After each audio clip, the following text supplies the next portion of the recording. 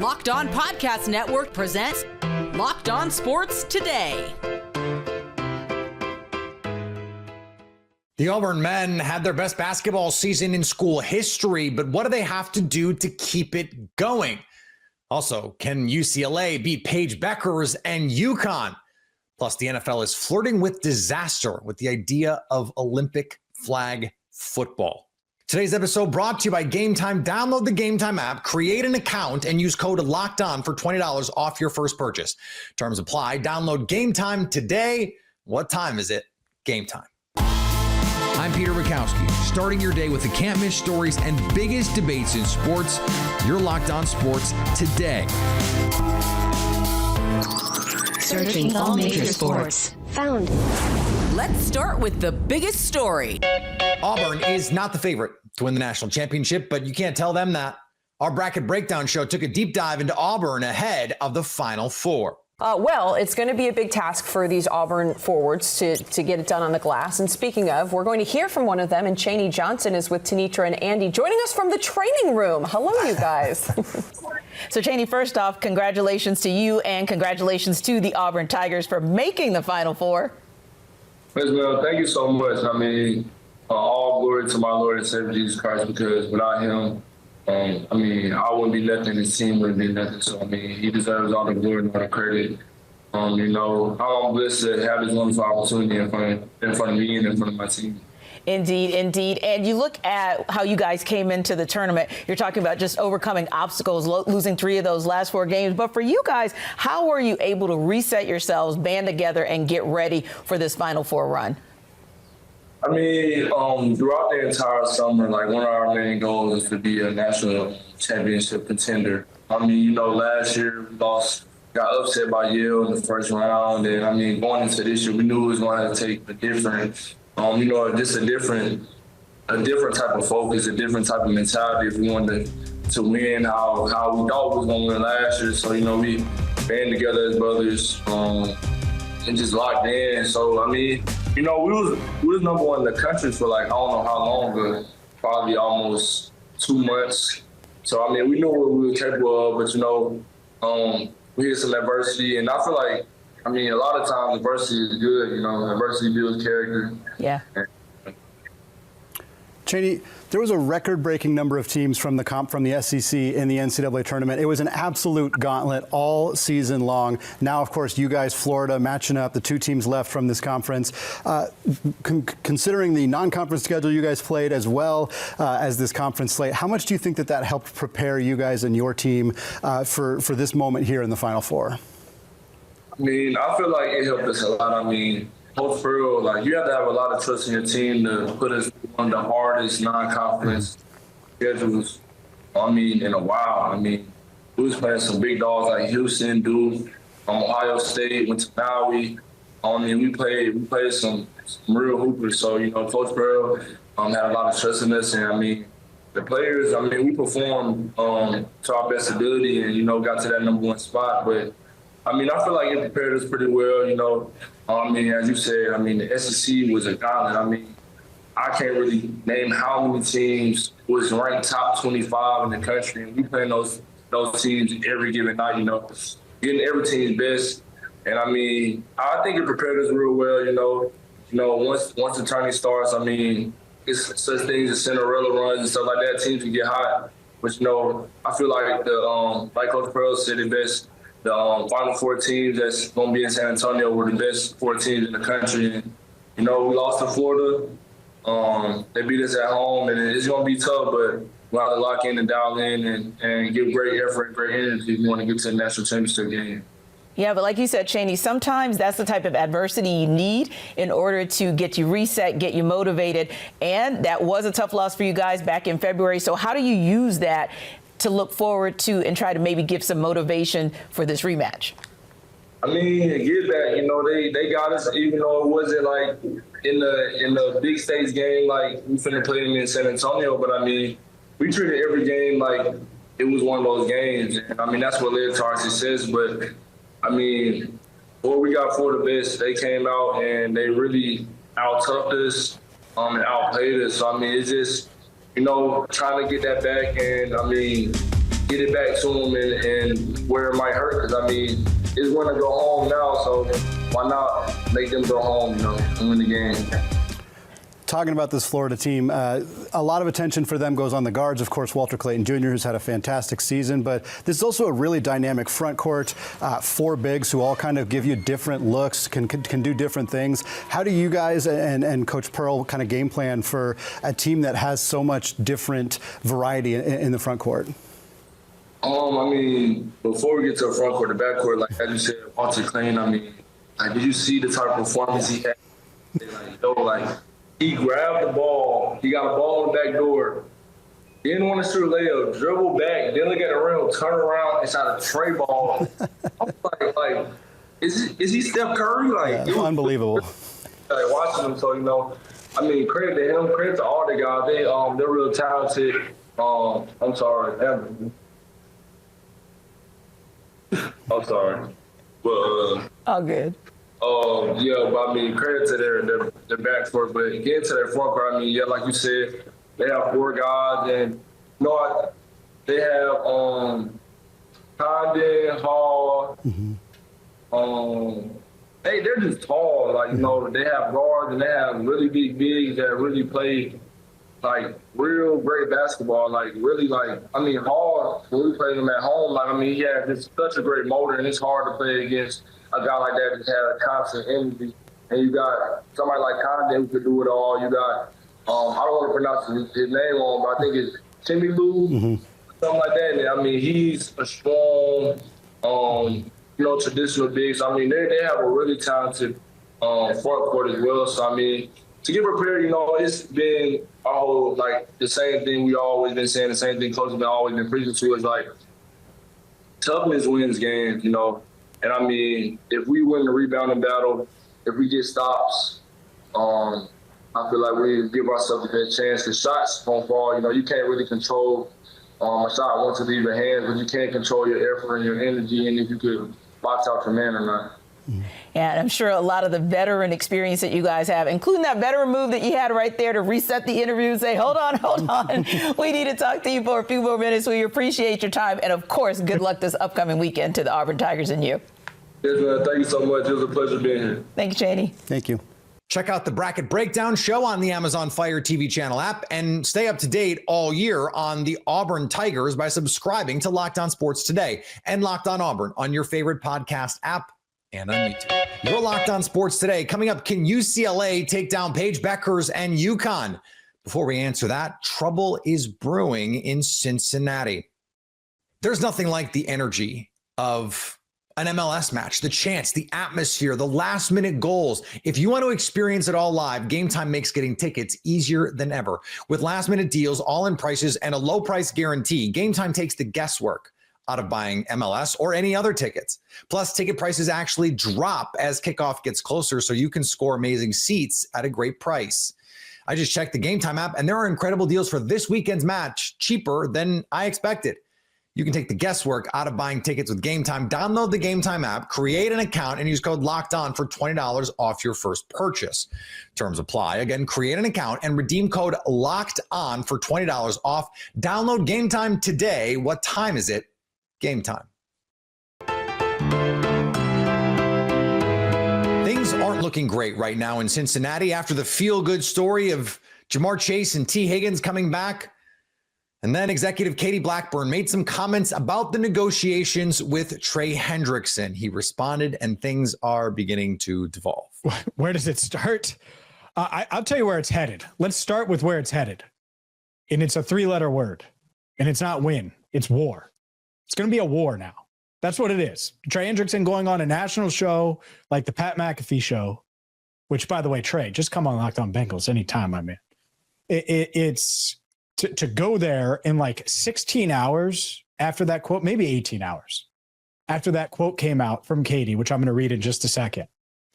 That rubbed a lot of people the wrong way, and we'll share thoughts on that quote in a bit. But Trey's pissed. And use that word, and I don't use that word a lot on it. He's clearly angry, and angry. Yeah, he's smiling on the McAfee show, but mad because when quotes like this roll out, he should be happy at certain rates that maybe he doesn't think he should be happy at. Some of it is on him to be happy at some point, and if he's not, that's what holds it up sometimes. It takes him to say yes to something, We have all the respect in the world for him. He's been a great player. We're happy to have him. And so maybe we'll find a way to get something to work. We're just going to see where it goes. And so that's the quote. And on the surface, that doesn't seem too crazy, at least to me. But when you have the communication issues, when I think the Bengals and Trey are universes apart in how they're looking at his value and what he wants versus what they're offering. And I think that's fair to say. I don't know the exact numbers. I'll go out on a limb, Jake, and say they're not offering him $33 million per. I'll go out on a limb and say they're not offering him a bunch of guaranteed money. And so that's not out on a limb. For those of you that's not clear to, that is not out on a limb at all. No, that's not a leap. Oh, not a leap. That's zero vertical. It's NFL combine season. Like if you're doing the vertical leap, that's zero. In the association, the Heat surprised the Celtics at TD Garden. Celtics fall flat after coming back from a long road trip. It was a perfect 6-0 trip. Celtics are great in March, but they start April with a loss to Miami. They just didn't look great for most of this game. They made a game of it in the third quarter, and halfway through the fourth, it looked like they might have had a chance there, but Miami ripped off an 11-1 run, and that was that. Celtics just couldn't shoot great. They got nothing from Jason Tatum, really. They were without Porzingis, no Al Horford, no Drew Holiday. So this was already a shorthanded night. Jaylen Brown played well, but I still don't like the way his knee looks. But he still dropped 24 points and shot 50%. Luke Cornett played well. But Miami is on a roll, and they got big games from Kyle Anderson. Kyle Anderson's best game of the season. Hell Larson continues to play well for Miami. It's just one of those things. Miami came in here. They wanted this game. They wanted to continue this streak. And the Celtics, first game back from the long road trip, just did not have it. We'll try to bounce back against the Wizards.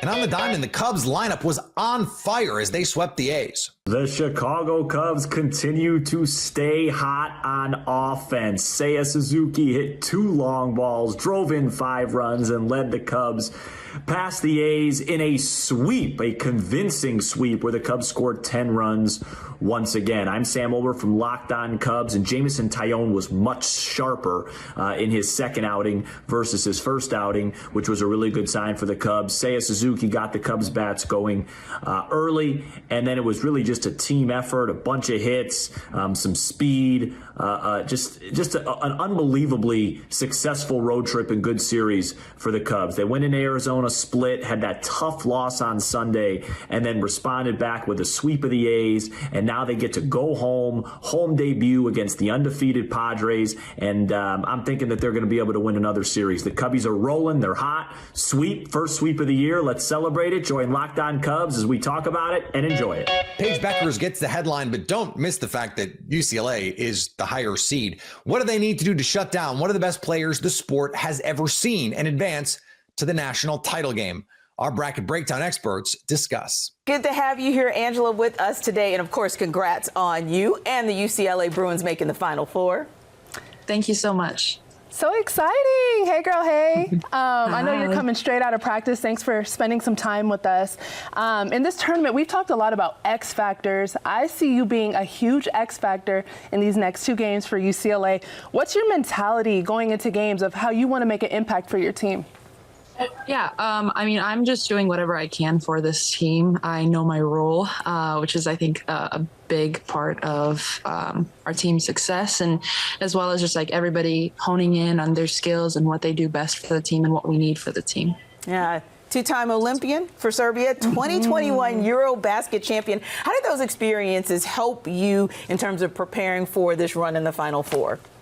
Yeah, my head coach on my Serbian national team brought me in at a young age on the senior team, and it's been an amazing journey. I've had lots of different teammates from older to younger, and I think being the youngest one on that 2021 team, it shined some light on like how everything runs around and everything. I think it gave me this maturity that I didn't have at that age and that I do have now, whether it's just on the court and off the court too. I love that you bring up maturity. I see that in your game for sure on this team. Talk about Coach Corey, her passion plays, how she wants her players to step up in those ways, especially her older vet type players, to make the plays, the small details. Talk about passion plays and the importance of executing details down the stretch in these important games. Yeah, passion plays is such a huge key to our success. It's basically all the stats that are not on the stat sheet. So deflections, assist screens, assist box out, charges, 30-second calls or 5-second calls. So that's what we really try to, like, especially the older ones, we have a really high standard of getting 75 passion plays per game. So I'm pretty good at the deflections one. And then I definitely have room to improve on the other ones, specifically the charges. I've never taken a charge before, so maybe this game. We're big girls. That's a long way down. I don't blame you on that. Thank you. Yeah. So 3 weeks ago, you're crowned Big Ten champs. You're at In-N-Out Burger, and you post on your IG more to come. Yes, I do follow you, so I love your posts. What does more look like for you individually? What does more look like for this UCLA team? More for me individually is just doing whatever I can for the team's success. I think that's what separates us as a team with against the rest, is the fact that we're willing to do whatever we can just to win. We don't really have that selfishness or self mentality that maybe some other teams have or whatever they do, but every player is just so focused on winning, and they don't care if we have this we over me mentality that's been our mantra for the past few weeks, and I think we've done an excellent job executing it. I'm so excited to see that mentality this weekend. Good luck to you guys. Have a lot of fun out there. And I got one more question that I just have to ask. Yes. Because this is what we do in Atlanta, right? Yes, So Mo and I know each other a little bit from our Atlanta days. Mo likes brunch. I like brunch. And apparently you like brunch too, because I see that you were posting your brunch on IG. So I need to know the deets. Give me a brunch spot in LA so that the next time I go, I know where to stop. Okay. Oh my God, that's a tough one. Okay. Couple places. I love Layla's Bagels. It's really, really good. Okay. Blue Jam is a common one. I was going to say Blue Jam. I was hoping you brought up Blue Jam. Blue Jam, their potatoes? Yeah, the potatoes are fire. We eat that up. There's a mall maybe 7 minutes away from Amalie Arena. There are like 3 brunch spots in there. Just saying. But after, of course, you win your game, then you can check out. Text me. Exactly. I'll DM you, girl. I'll DM it. Thank you so much for stopping by to talk to Mo and me. And, of course, good luck in the Final Four. Thank you guys so much for having me. Take care. Check out the Bracket Breakdown show on the Amazon Fire TV channels app and stay up to date all year on the UCLA Bruins by subscribing to Locked On Sports Today and Locked On UCLA on your favorite podcast app and on YouTube. Coming up, the NFL should not be considering having players participate in Olympic flag football. Roger Goodell mentioned that he was in talks about letting players participate in the Olympic flag football games. As Locked On NFL host Tony Wiggins and David Harrison discussed, this is a bad idea. That there should be flag football athletes, and I know that there are flag football athletes who would like to tell you that they could do that better than a Patrick Mahomes or a Lamar Jackson could do it, which I don't know if I go that far, but I think just because of the longevity of, because NFL careers are incredibly short because of how physical they are, even for quarterbacks who, granted you have the Tom Brady's and all that stuff, but there are a lot of quarterbacks who don't have those types of longevity, long types of careers. I just would hate to see a guy like Lamar Jackson go through what like Paul George went through, you know what I mean? And end up with an injury during something like that derails your main career on top of your, gold medal, whatever, aspirations. And even with Paul George and even more recently, Joel Embiid, I mean, he can't stay healthy but for 40 games, and he spent all summer over there working out with those guys. That's why Kawhi Leonard came home. They sent him home, and now he's available for his team. You can advance the game, man, but you can't step on the real product because you're not actually playing real football. This is like Robert Edwards going to the Pro Bowl on a beach and playing beach volleyball and ruining his career. You know what I mean? And the second that happens, it is going to be a nightmare. You can't get me worked up about this. If NFL players want to play in the Olympics, the only chance, by the way, that they're ever going to get to play in the Olympics, let them play. Let them play. And I know that the flag football players will tell you, oh, it's not the same. It's a different sport. And it is, I guess. But you're going to tell me that Tyreek Hill at 34, let's say, couldn't come in right away and be awesome? Or you're going to tell me that a fringe roster NFL player who's like, well, I got 2 or 3 years in this. I'm probably not long for this world, but I'm going to go play. Or Justin Jefferson, who's set for life financially, wouldn't love to go play in the Olympics? Come on, this is sports. This is supposed to be fun. Let them play. They know the injury risks. They're just as likely to hurt themselves training than they are playing in a flag football game. So let them play.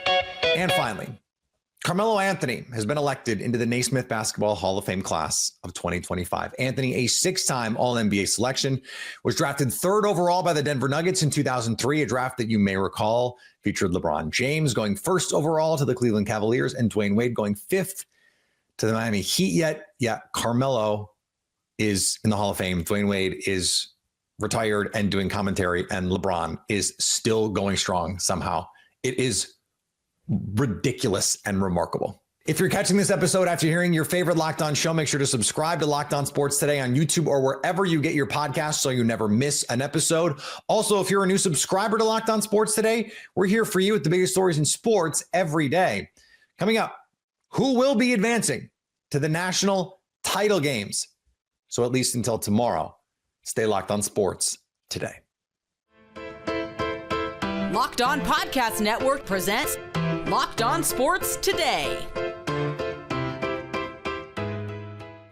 Go to our video on demand. Click on sports at the top of your screen. There, you'll find past episodes of Locked On Sports Today, plus other Locked On shows on demand.